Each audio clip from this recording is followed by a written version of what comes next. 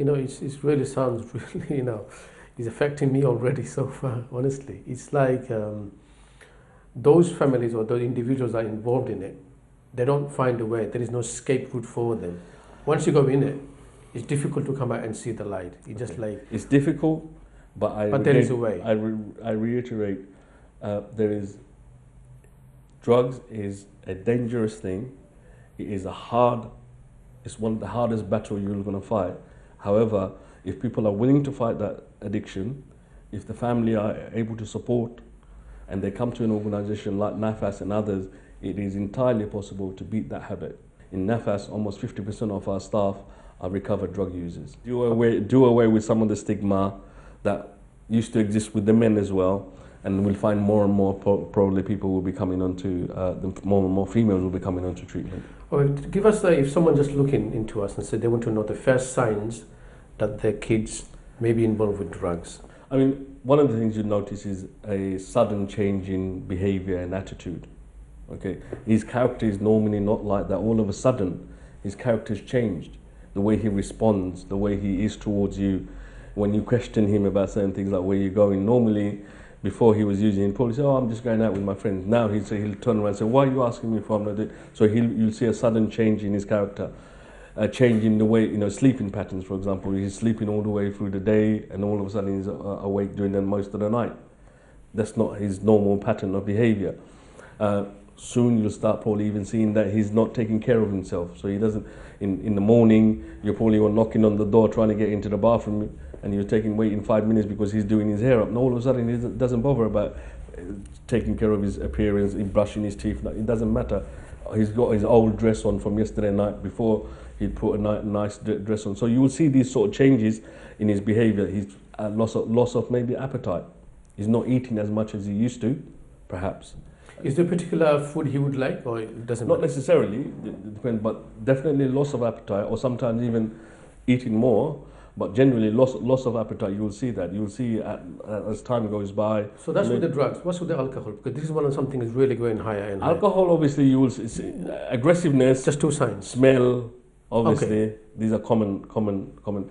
Change in mood behavior, you'll see, because when somebody is using alcohol, you can't escape that. You'll physically see in that person if they're drunk too much. If they're drinking in a controlled manner, but you'll see, obviously that's not illegal in this country. If you drink a certain amount, it's not illegal. From a Muslim perspective, it is, but from a country perspective, it isn't.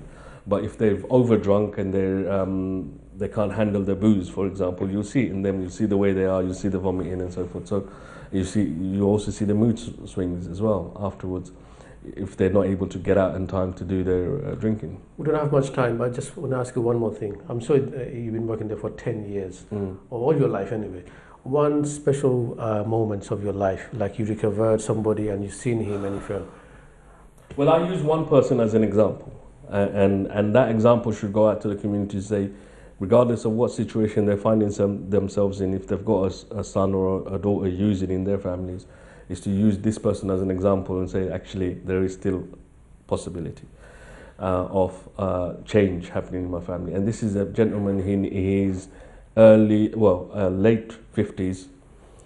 So he's been using for a good 30, 35 years, before then.